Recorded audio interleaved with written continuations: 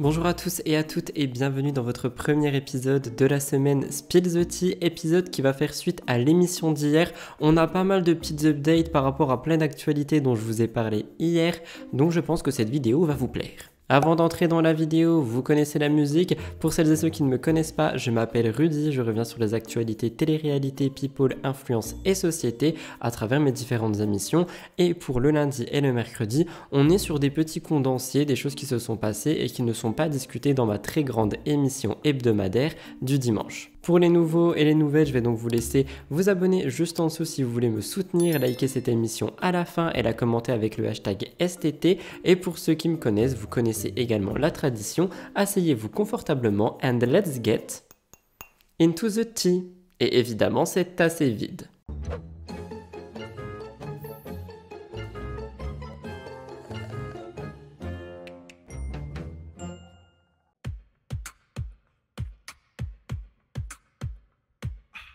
La première chose sur laquelle je voulais revenir avec vous est Thibaut Garcia qui a réagi à l'actualité dont je vous ai parlé hier concernant Jessica Thivenin et le fait qu'elle aurait arnaqué ses abonnés avec une de ses entreprises. Rappelez-vous, ça fait maintenant quelques jours que les internautes disent que le couple Thivenin-Garcia est en train d'arnaquer les abonnés avec un des différents business qu'ils ont. On rappelle qu'ils ont plusieurs entreprises à leur actif comme Bay Bryant ou encore Jailer Beauty. Et c'est d'ailleurs Jailer Beauty qui fait énormément parler en ce moment. Jessica fait régulièrement des promotions pour sa propre entreprise, pour sa propre marque sur les réseaux sociaux pour pouvoir générer plus de trafic et de clients. Mais certaines personnes l'accusent actuellement d'arnaque. En effet, et ce parce qu'on a constaté que les produits auraient été fabriqués en Chine, alors que Thibaut et Jessica, eux, assurent qu'ils sont 100% made in France. Selon un blogueur, Skyrest TVR, on parlerait de dropshipping. Comme je vous l'ai expliqué hier, donc, le dropshipping, c'est un petit peu la base du commerce s'il est utilisé de manière éthique, parce qu'en fait, il n'y a rien d'illégal là-dedans, mais le problème, c'est que acheter en gros des produits qui valent 2 ou 3 euros sur un site comme AliExpress et les revendre 40-50 euros, c'est se faire une marge énorme. Et là, on n'est plus vraiment dans l'éthique du commerce, surtout pas envers ta propre communauté. Mais en fait, ce qui se dit actuellement, c'est que Thibaut et Jessica utiliseraient des produits personnalisés qui sont déjà présents sur AliExpress pour les revendre 5 fois plus cher. Thibaut et Jessica auraient donc tout simplement mis leur logo et leur nom sur ces produits, mais ils existeraient déjà sur AliExpress à un moindre coût. Et d'ailleurs, comme je vous l'ai expliqué hier, je ne sais plus les prix exacts, mais ils seront affichés à l'écran, on pouvait voir que Skyrest TV disait littéralement que les prix seraient x5 si c'est la vérité. Sans parler des compos à l'intérieur des produits, comme je vous ai expliqué hier, je vous ai dit qu'en plus de ça, si c'est vraiment le cas, on ne sait pas si les compos de ces produits sont aussi bien que ce que Jessica semble dire. Donc je sais pas trop. Ça a aussi été discuté sur Aja, le plateau de Samzira, donc évidemment, le couple a fini par avoir vent de toutes ces critiques. Et Thibaut a décidé de prendre la parole sur ses réseaux sociaux et a fait une mise au point. Il dit avoir reçu énormément de messages qui lui disent que ces produits auraient donc été fabriqués en Chine et non en France, alors que lui clame haut et fort que c'est du made in France. Pour Thibaut, il réagit sur un point que je trouvais plutôt sympathique, c'est qu'il dit que même si c'était le cas, ça serait pas forcément grave parce que les Chinois font de très bons produits. Et c'est vrai qu'on critique toujours que le made in China c'est mauvais, c'est pas forcément très bon pour la santé, etc., etc. Mais c'est tout mettre dans le même panier alors qu'il y a quand même des produits qui ont des bonnes compos, qui sont fabriqués de manière respectueuse, etc. C'est juste que oui, c'est vrai que dans le collectif général, dès qu'on entend AliExpress et made in China, on est là, non, c'est horrible. Finalement, Thibaut dit quand même que c'est vraiment du made in France parce que il dit que c'est tout simplement la vérité. Je cite, il est bien made in France, sinon on en ferait la loi, on est hors la loi, on n'a pas le droit, ce serait de la fausse publicité. Et c'est vrai que ça serait totalement illégal si vous voulez mon avis par rapport à ça. Donc je pense pas qu'il puisse mentir jusque ça, surtout avec tout ce qui se passe actuellement avec la DGCCRF, mais aussi les enquêtes qu'il y a par rapport aux influenceurs, etc. Donc je pense pas qu'il se mettrait dans deux sales draps et que si vraiment il y avait quelque chose qui sentait pas bon là-dessous, peut-être qu'il n'en parlerait plus de Jailer Beauty. Thibaut prend même un produit en fait pour le montrer sur sa story et s'assurer que c'est bien écrit Made in France. Et il a dit, j'ai reçu des messages me disant vous êtes des arnaqueurs, vous êtes des influx voleurs, etc. Et pour réagir, ça revient au même que mettre tout le monde dans le même panier pour le Made in China. Je pense qu'il ne faut pas mettre tous les influenceurs dans le même panier et que eux, je pense qu'ils savent très bien ce qu'ils font. Ça fait un moment qu'ils ont leur business. Peut-être qu'ils ont trempé dans des trucs pas cool, mais qu'avec toutes les régulations qu'il y a maintenant, ils se sont réveillés. Il faut quand même le dire, il y a beaucoup d'influenceurs qui se sont réveillés et qui font en sorte de ne pas faire les mêmes erreurs qui ont été pointées du doigt. Et je pense sincèrement que Thibaut et Jessica ne font pas trop ce genre de choses. Quoique après je dis ça, mais j'ai vu Jessica parler d'injection très récemment ou de chirurgie sur ses réseaux sociaux en partageant un truc. Donc c'est pas très légal, mais je pense que par rapport à leur business, ça serait peut-être plus réglo qu'avant. Je sais pas, hein, je me fais peut-être l'avocat du diable, mais quoi qu'il en soit, on le saura bientôt parce qu'il a dit qu'il compte emmener ses abonnés avec une vidéo dans les usines de fabrication, pour qu'on puisse se rendre compte des choses et qu'on se rende compte que c'est vraiment d'une Made in France et qu'on les laisse tranquilles. Pour réagir au global, moi ce que j'aimerais faire passer comme message, c'est de ne pas tout mettre dans le même panier. Je parle autant de Jess et Thibaut et des influx voleurs que le Made in China et le France, etc. Parce que j'ai l'impression que dès qu'on a une idée d'une étiquette sur quelque chose, on met vraiment tout le monde et tous les produits, etc. dans le même panier. Et parfois, c'est pas forcément le cas. Donc c'est un petit peu le message que je veux faire passer. Je vous laisserai me dire ce que vous en pensez. Avant de conclure, j'ai vu un update aussi par rapport à Booba qui critique Jessica parce qu'en fait, dans la story Snapchat de Jessica, elle s'est montrée dans un état pas forcément fun. Elle était en train de galérer à parler et à ouvrir la bouche et elle dit qu'elle souffre énormément de la mâchoire et du menton. Comme je vous l'ai dit hier quand je vous ai fait le listing de ses chirurgies, on rappelle qu'elle s'est mis un implant dans le menton et que récemment elle a aussi fait un lifting au visage pour retirer un petit peu son expression et par conséquent peut-être que le mélange des deux aurait provoqué un problème parce que on dirait que Jessica est en train de souffrir. Je vais vous laisser regarder la story et après je vous parle de Booba. Je vais essayer de parler tout, je vais essayer. Vous me verrez à la télé dans un état pitoyable. Et demain, je vais faire comment on appelle ça, une IRM, une échographie, je sais plus comment elle m'a dit. Bref, je peux plus, j'ai mal, mais j'ai un mal de chien, les gars. Tout le menton, il est énorme. Vous allez voir à la télé dans un état pitoyable. Mais bon, tant pis, j'avais pas le choix. Ça me prend dans les quatre dents de devant. Là, les 4. L'implant aussi, j'ai un implant, vous savez, on m'entend à la base depuis des années, hein, j'avais des soucis. Regardez la différence, regardez comme c'est gros. Ça se calme des fois et ça revient. Alors d'un coup, je me dis c'est bon, allez, ça va aller, et d'un coup, c'est encore pire.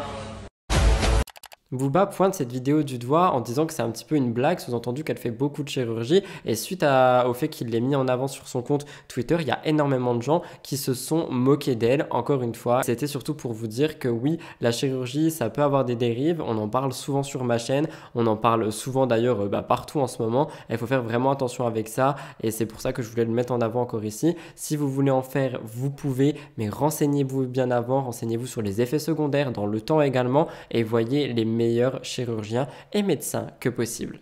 Petit point sur Ilona parce que les rumeurs vont de bon train. Rappelez-vous, aux dernières nouvelles, elle parlait de son histoire avec Julien Bert dans plein de vidéos YouTube, tout ce qui en a découlé, etc. Et malheureusement, la dépression dans laquelle tout ceci l'a conduite. Eh bien, on rappelle aussi qu'elle avait retrouvé l'amour avec Paul André en Corse, un homme qu'on a pu découvrir dans Les Apprentis Aventuriers. Malheureusement, ils ont dû abandonner parce que l'état de santé d'Ilona ne lui permettait pas d'aller jusqu'au bout.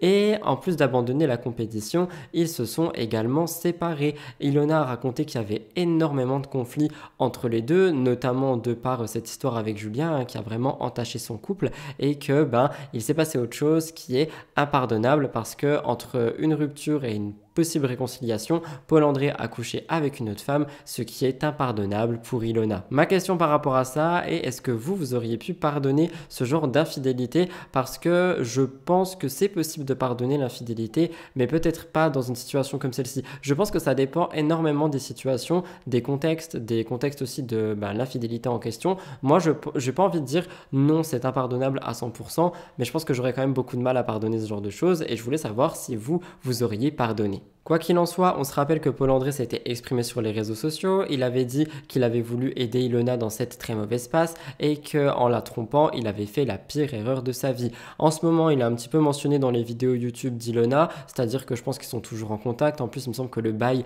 de son local Sorella est à son nom. Donc voilà, ils sont toujours un petit peu en contact. Mais aujourd'hui, c'est pour autre chose que Ilona est au cœur des rumeurs. En effet, les internautes pensent qu'elle est de nouveau en couple. Pourquoi j'ai fait une liaison de nouveaux en couple? En fait, elle a juste posté posté une story très lambda, hein, comme ça, totalement normale, et ça a lancé des rumeurs de tous les sens. En gros, on pouvait voir un homme non identifié qui était en train de plier son linge, donc il n'en fallait pas plus pour que tout le monde se dise « Oh, mais elle a un nouveau petit ami en fait !» Ilona a fini par répondre à tout ça et elle a dit que c'était pas du tout son petit ami parce que Émeric Nicolas, qui est donc la personne, serait plus intéressé par la jante masculine que par Ilona. Il n'est donc pas en couple avec elle, pour le moment elle est toujours célibataire et pour réagir, j'ai envie de dire que même s'il l'était, je ne pense pas que, enfin du coup pas avec lui, mais même si elle était en couple avec quelqu'un d'autre, je ne pense pas qu'elle le dirait pour le moment, qu'elle afficherait sa relation au grand jour de par les deux dernières qui ont malheureusement fait générer beaucoup d'articles, de contenu par rapport à ça et pas forcément dans le positif. Et je pense que, je trouve ça encore une fois dommage, tu sais, d'aller vraiment pointer le moindre truc, genre juste il y a un gars dans sa story et hop, elle est en couple, il faut savoir c'est qui et tout, alors que non, juste elle était avec un ami à elle. Quoi qu'il en soit, moi je pense qu'elle a surtout besoin de se reconstruire de tout ce qui s'est passé et si jamais il se passera quelque chose de plus, je vous tiendrai au courant évidemment. Côté fait hiver, il s'est passé un drame dans le Bas-Rhin, à Ostwald, j'espère que je prononce très bien le nom de la ville, et je voulais en parler avec vous. Je passe un trigger warning parce qu'on est sur des choses assez faits divers, hein, donc on n'est pas du tout sur de la télé et des trucs fun, mais je voulais quand même en parler avec vous parce que c'est une histoire qui s'est déroulée en 2020, mais le procès s'est ouvert très récemment. Pour vous expliquer, un père de famille qui était âgé de 45 ans a étranglé sa fille de 7 ans dans son sommeil. BFM TV et Europe 1 expliquent que cet homme de 47 ans l'a tué et que c'était en 2020 et qu'aujourd'hui le procès est en train de s'ouvrir. C'est lui-même qui aurait prévenu les forces de l'ordre le jour du fameux drame, hein, c'était la nuit du 28 décembre 2020. Il a avoué qu'il avait étranglé sa fille, il a appelé les autorités et donc les policiers se sont rendus chez lui et il les a accompagnés dans la chambre de sa fille qui était décédée. Il a été décrit comme un homme très calme, en fait, il savait qu'il allait se faire enfermer, qu'il allait avoir quelque chose, donc juste il a montré la scène et il a attendu qu'on lui mette les menottes et qu'on l'emmène en garde à vue. Et la petite fille, elle, avait malheureusement des marques de strangulation autour du cou. Le père a donc été arrêté, il n'a montré aucune résistance, il savait dur comme fer ce qui allait se passer. Et moi j'ai noté, et je pense que c'est le cas, que peut-être c'était sa manière à lui de ressentir la culpabilité et de savoir qu'il avait fait une bêtise. Vous allez comprendre pourquoi il a fait ça et je trouve ça horrible, mais peut-être que oui, c'est juste il s'est dénoncé et tout pour dire voilà, je l'ai fait, c'est trop tard, mettez-moi en prison, tu vois. En gros, il a expliqué que il a fait ça pour se venger de sa femme. J'ai pas trouvé le motif de pourquoi il voulait se venger, mais en gros, il n'avait absolument pas de casier judiciaire ou quoi que ce soit, mais il a annoncé qu'il voulait tuer sa fille et qu'il venait de tuer sa fille pour tout simplement se venger de sa femme, pour lui faire du mal pendant qu'elle était au travail. D'ailleurs, je voulais souligner le fait qu'elle était aide-soignante et que par conséquent, je pense que ça a dû la peiner encore plus parce qu'elle aurait pu certainement sauver sa fille si elle avait été présente dans la maison. Le procès et l'audience ont été ouvertes à huis clos le 9 mai 2023 et cet homme encourt jusqu'à la réclusion criminelle à perpétuité. Il serait donc emprisonné jusqu'à son décès, ce qui est la peine la plus lourde depuis que la peine de mort a été abolie en France. Finalement, je voulais quand même revenir sur ça parce que je trouve que les drames familiaux arrivent trop souvent. Je trouve que ce sont des choses qui malheureusement font parler, tu vois, et dans les faits divers, c'est vraiment des choses qui sont là, les maris qui tuent leurs femmes, les femmes qui tuent leurs maris, vraiment des choses qui sont par rapport aux drames familiaux, et généralement c'est tout le temps des histoires de vengeance, des histoires, oui, de drames, tromperies, de choses dans le genre, et ça, franchement, moi ça me touche beaucoup, et là, ce qui me touche, c'est de me dire que cette jeune fille de 7 ans n'avait rien demandé à personne, et que c'était juste une victime collatérale du plan de vengeance de son père, et elle aurait pu avoir, elle avait toute la vie devant elle, littéralement, et il lui a enlevé. Et franchement, ça me touche beaucoup et je trouve ce genre de choses horribles. N'hésitez pas à me dire dans les commentaires si vous aimez bien ce genre de petites actualités faits divers. J'aime bien vous les faire et ça me ferait plaisir de savoir si ça vous intéresse. Alors ça, je voulais à tout prix vous en parler. On va mettre un petit trigger warning pour cette actu. Je vais rester accroché à mes notes. En fait, c'est une actualité qui m'a fait froid dans le dos. Donc, je voulais quand même prévenir avant d'entrer dedans, parce que je pense que ça peut en choquer certains. J'ai cru que j'allais passer à côté de tout ça parce que les stories de Maëva Martinez, la fille dont on va parler, étaient sorties. Mais finalement, Officiel est revenu sur le contexte. Moi, de mon côté, j'ai contacté Maëva. Donc, j'ai pu vous faire une actualité pour tout vous expliquer. Je pense que vous connaissez Maëva Martinez. Elle a fait Secret Story. stories et elle est assez aimée des internautes parce qu'elle dit souvent ce qu'elle pense, sans filtre, elle est assez cash et franchement ça fait du bien à plusieurs personnes. Rappelez-vous, dernièrement elle faisait du bruit chez Jérém Star parce qu'elle parlait de son postpartum. Après la naissance de son fils, elle a vécu une période assez compliquée et elle a tout raconté, entre dépression, crise de nerfs et beaucoup de choses. Elle en a parlé sur ses réseaux sociaux, sur sa chaîne YouTube, elle a fait 2-3 interviews qui revenaient là-dessus et franchement je pense que ça a pu libérer la parole. Elle avait parlé de tout ça après son accouchement et a dit que c'était vraiment un des moments les plus compliqués de sa vie. Je vous laisserai aller voir ses réseaux parce qu'il y avait quand même pas mal de choses qui revenaient dessus, mais c'était juste pour expliquer que ouais, après son accouchement, en fait avec la venue de son fils, il y a beaucoup de complications qui sont arrivées et ça a été assez dur pour elle de tout gérer. Dernièrement, elle a déménagé et elle documente tout sur sa chaîne YouTube. Il y a un vlog qui va bientôt sortir. Mais quelque chose d'autre s'est passé et c'est le point de départ de tout ça. Son chat Dobby a été perdu, il a disparu et elle l'a cherché un petit peu partout. Je refais un petit message là-dessus. Il a été retrouvé, pas dans un bon état. Je vous laisserai aller voir les stories de Maeva Martinez qui en parle et qui donne des nouvelles. Mais il a été retrouvé et c'est l'essentiel. Mais quoi qu'il en soit, avant qu'il soit retrouvé, elle est partie à sa recherche et elle est tombée sur quelque chose d'assez étrange. En fait, elle est allée dans un terrain vague qui appartient à une voisine à elle et l'ambiance de ce terrain vague était assez flippante, un mix entre Riverdale et The Walking Dead et elle a fait une découverte là-bas qui a vraiment glacé le sang de toute personne qui ont vu ses stories. Pour vous expliquer, Maeva explique en story qu'elle a perdu son chat et qu'elle va aller le retrouver un petit peu autour de chez elle. Donc, elle va sur ce terrain qu'elle décrit comme une vieille case qui ressemble à un set Walking Dead, c'est les mots qu'elle a employés. Donc, comme vous vous en doutez, rien de bon présageait. Dans les images que vous allez voir, on peut reconnaître le fameux terrain vague, des véhicules abandonnés avec des plantes de partout, une ambiance assez dark que Maeva documente avec une musique qui fait extrêmement peur, donc c'est pas en plus pour nous ravir, mais c'est pas ça le pire parce que dans la vidéo, vous allez voir qu'elle va faire une macabre découverte. En effet, elle tombe sur des ossements dans les véhicules abandonnés. Je vous laisse regarder.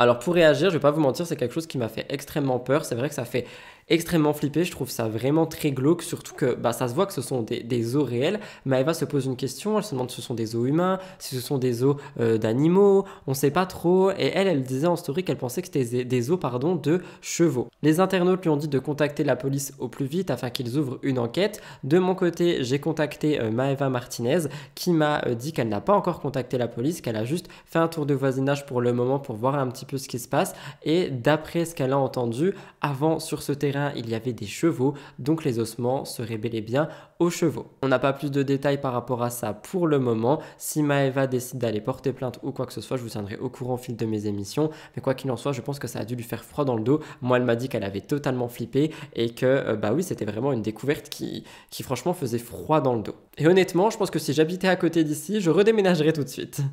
Restez bien jusqu'à la fin de cette actualité parce que vous allez voir que de nouvelles choses se sont passées et je vous rajoute ça en voix off à la fin. Je voulais également vous parler de Jazz et Booba car ils ont fait parler il y a quelques jours. Rappelez-vous, j'en parlais dans Mixosity hier. Jazz a posté des messages assez inquiétants dans lesquels elle faisait comprendre qu'elle passe une période difficile. Ses abonnés et moi-même on a exprimé un petit soutien par rapport à cette période, mais Booba lui a décidé d'enfoncer le clou toujours un peu plus. Et comme je vous l'ai toujours dit, je trouve les combats de Booba très justes, surtout pour les abonnés, pour les internautes, pour les consommateurs, mais je trouve toujours que dans la forme, ça va trop loin. Rappelez-vous, elle a été absente pendant quelques jours et tout le monde s'est inquiété. Comme le dit Blasting News, lorsqu'elle est réapparue, elle a posté un message assez déchirant sur ses réseaux sociaux en disant qu'elle traversait l'un des moments les plus difficiles de sa vie. Elle voulait rester discrète par rapport à tout ça, mais elle a dit quand même qu'elle devait affronter une très grande douleur émotionnelle. Je cite, « Chers amis, chers abonnés, je vous prie de m'excuser pour ce silence, mais mon cœur est en morceaux. Je ne peux pas revenir en faisant semblant d'ignorer le malheur qui me frappe, mais pour le moment, je ne suis pas prête à me dévoiler complètement. Je vais puiser dans ma force intérieure et trouver le courage de vous parler. Je suis actuellement confrontée à l'un des moments les plus difficiles que j'ai jamais vécu. Je ne savais pas que souffrir autant était possible, mon cœur est en souffrance, je dois soigner une telle douleur, mon Seigneur guide-moi. » Donc au premier abord, effectivement, nous sommes sur un message très alarmant, très inquiétant, un message de détresse. En effet, elle disait également que son cœur saigne et que c'est vraiment très dur. Et Booba, lui, a décidé de réagir sur Twitter en se moquant d'elle. En fait, il reprend les messages de Jazz qu'elle a mis dans ses stories et il souligne les fautes d'orthographe et il dit qu'en gros, c'est sûr qu'avec le sperme d'AliExpress, on peut pas s'attendre à mieux.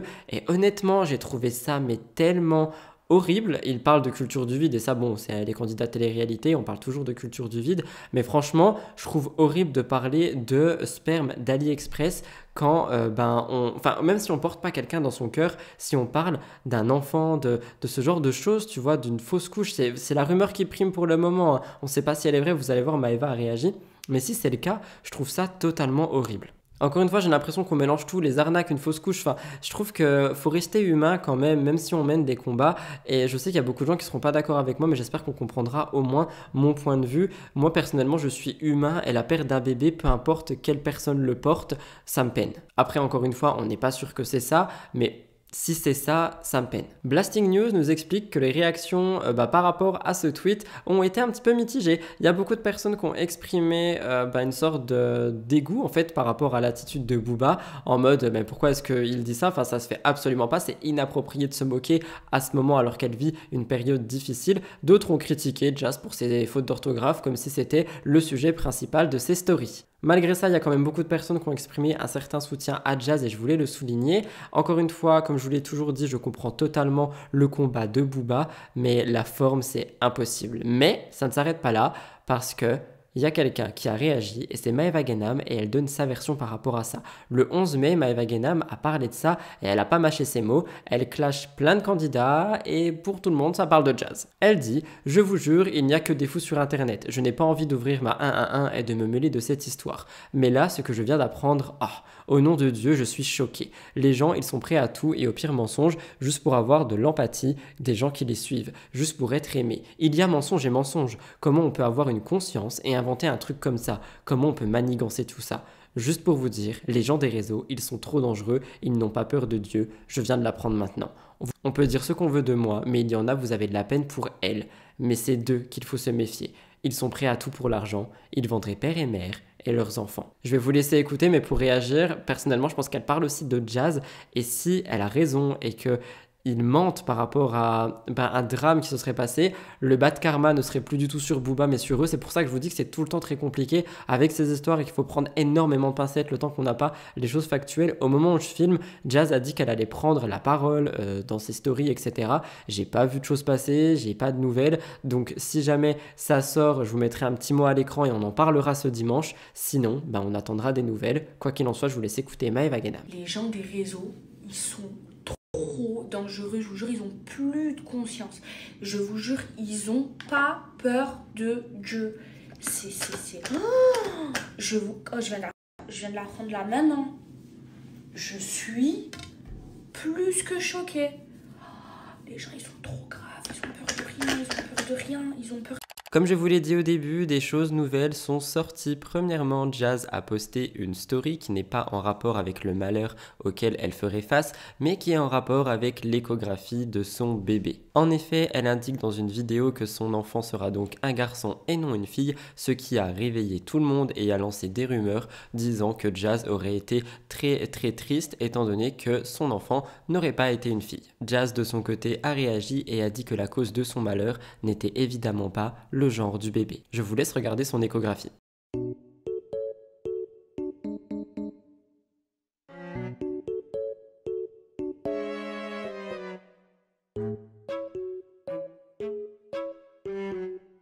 Ça ne s'arrête pas là parce que donc Jazz est accusé de mentir et quelqu'un d'autre a pris la parole. Il s'agit de Samzira qui a posté 2 stories sur son compte Instagram disant qu'une personne est en train de mentir et qu'il va falloir assumer et qu'il ne faut pas jouer avec lui parce qu'ils vont bien rigoler. Même si aucun nom est explicite sur ces stories, tout le monde pense qu'il parle de Jazz. Il y aurait donc des nouvelles à tout ça ce mercredi sur le plateau Aja de Samzira et nous en discuterons ce dimanche dans mon émission Mix the Tea. Que pensez-vous de tout ça? C'est vraiment une histoire qui est assez délicate dans tous les sens et j'ai hâte de savoir le vrai du faux, qu'on puisse en discuter de manière factuelle.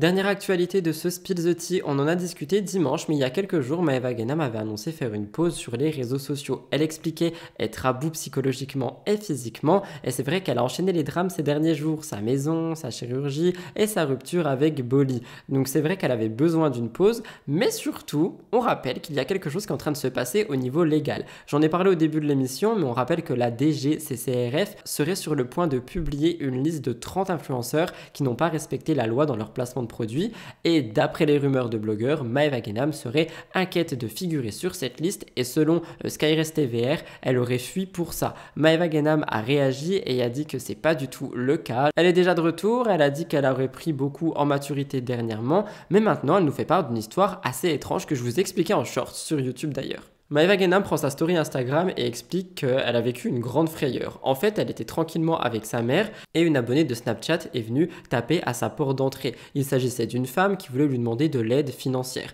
Maeva lui raconte que c'est pas possible de venir chez les gens comme ça, toquer, etc. Mais elle se rend compte que cette fille est en train de trembler, qu'elle est assez apeurée, et elle lui explique en fait qu'elle aimerait bien retourner au Mali, là d'où elle vient. Donc Maeva, je trouve qu'elle a eu une très bonne réaction parce qu'elle lui a donné de l'argent, elle lui a donné de la nourriture, et elle l'a proposé de lui prendre son Snap pour lui prendre un billet d'avion pour qu'elle puisse rentrer chez elle. Donc Maeva a eu un très bon comportement, je trouve très humain pour le coup. Par contre, des abonnés qui vont toquer comme ça chez les gens, surtout que la fille a dit qu'elle a retrouvé Maeva parce qu'elle a pris plein de screens, de photos et tout, où Maeva traînait autour de sa maison et tout ça, pour vraiment localiser sa maison à Dubaï, et elle a réussi. Et je trouve ça extrêmement flippant. Ça me donne de moins en moins envie de snapper ma rue en face de chez moi, même si évidemment je ne suis pas Maeva Genam. Je vous laisse regarder Maeva qui parle de ça, elle avait vraiment l'air apeurée et j'avais envie de partager ça avec vous. J'ai eu tellement peur que je filmais mes pieds et tout.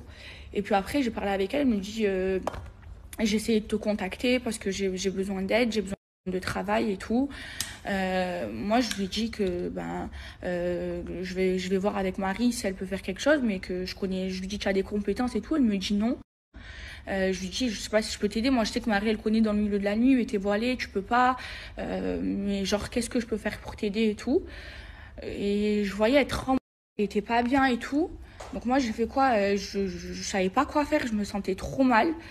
Donc au début elle me disait je veux chercher du travail et tout. Je dis vas-y, je vais voir ce que je peux faire. À la fin j'ai pris son Snap. Après je vous jure j'ai eu trop peur. Et en fait, elle explique qu'elle est vraiment tiraillée entre la peur, mais aussi l'envie de l'aider. Donc, je trouve que c'est extrêmement humain. De toute façon, je l'ai toujours dit, Maeva, grande bouche, grand cœur. Et pour le coup, j'ai l'impression qu'elle a vraiment eu un grand cœur parce qu'elle aurait pu quand même appeler la police ou peu importe. Elle a juste préféré aider la fille. Mais ce n'est pas tout parce que quelqu'un d'autre a vécu quelque chose de similaire. C'est Jessica Thivenin. Elle a tout expliqué dans sa story. Je vous laisse regarder. Et voilà. Et c'est dingue et je suis choquée et ça fait 3 fois que ça arrive. Donc les gars, ne venez pas devant chez moi en fait. Voilà, je vous le demande gentiment. Pour ceux qui sont en France, pour ceux qui sont à Dubaï, là apparemment, elle voulait ta photo parce que demain elle part de Dubaï. Oui, mais non en fait, je suis chez moi, il est 22h, je vais pas te faire une photo. Ni Thibaut, ni moi, ni personne, ni Mylon, ni personne. Voilà, donc on se voit dans le mall. On se voit dans la rue, on se voit au lagon, on se voit où vous voulez, il n'y a pas de problème, on discute 2 minutes, vous nous racontez vos vacances, il n'y a pas de souci. À chaque fois qu'on voit des Français, on discute tout le temps, il y a zéro problème avec ça. Chez nous, c'est chez nous par contre. On habite dans une résidence, là où c'est une résidence privée. Et la prochaine fois, franchement, on appellera la sécurité. Voilà, je vous dis la vérité, les prochaines personnes qui viennent à la maison, on appellera clairement la sécurité parce que non, en fait. C'est le seul endroit là où vraiment, quand on est chez nous, on a envie d'être chez nous.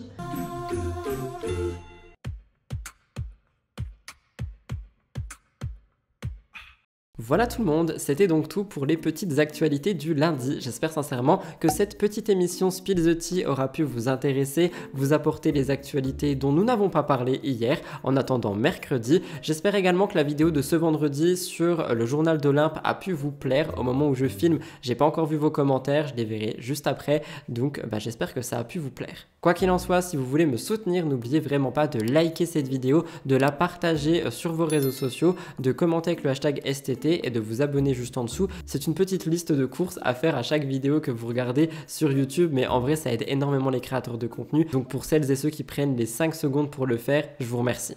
En ce qui me concerne, je vous laisse là, je vous retrouve vendredi pour le deuxième Spill the Tea. Jusque-lors, prenez grand soin de vous, je vous aime fort et je vous remercie pour votre attention.